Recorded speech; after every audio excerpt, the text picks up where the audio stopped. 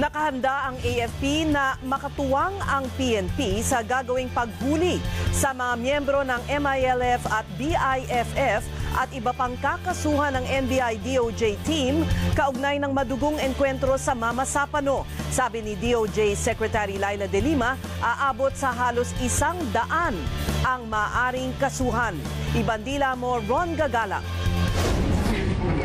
Matapos ang mahigit 2 buwang investigasyon, isinumiti na ng DOJ-NBI Joint Special Investigation Team kay Justice Secretary Laila De Lima ang kanilang report sa Mama Sapano encounter. Sinabi ni De Lima, umabot sa halos 100 ang inirekomendang masampahan ng mga kasong kriminal. Based on the findings and based on the positive identification ng mga witnesses, especially si Marathon, we will be able to file charges against 90 suspects. 90. And this is a combination of MILF, BIFF, and PAGS. Pero may mga iimbestigahan pa, gaya ng pagpatay sa 9 na miyembro ng 84th SAC na lumusob sa bahay ng teroristang si alias Marwan. Gayon din ang mga sibilyan at miyembro ng MILF na umano'y tinuluyan ng walang kalaban-laban ni PO2 Christopher Lalan, ang tanging nakaligtas mula sa 55th SAC.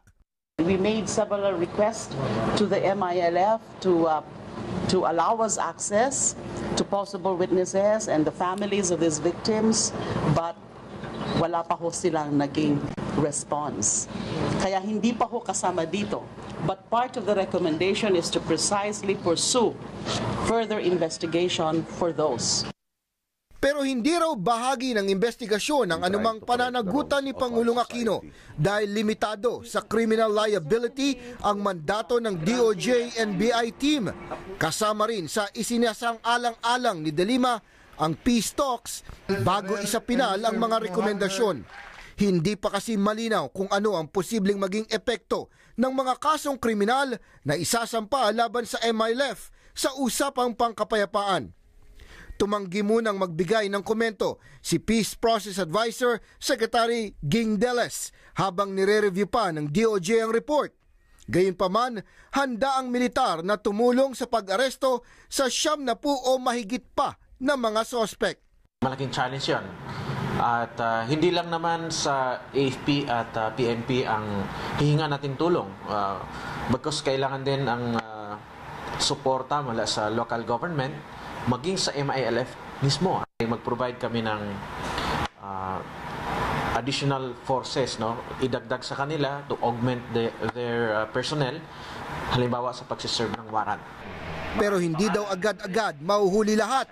Maaaring abuti ng ilang buwan o ilang taon bago maaresto ang lahat ng mga sospek.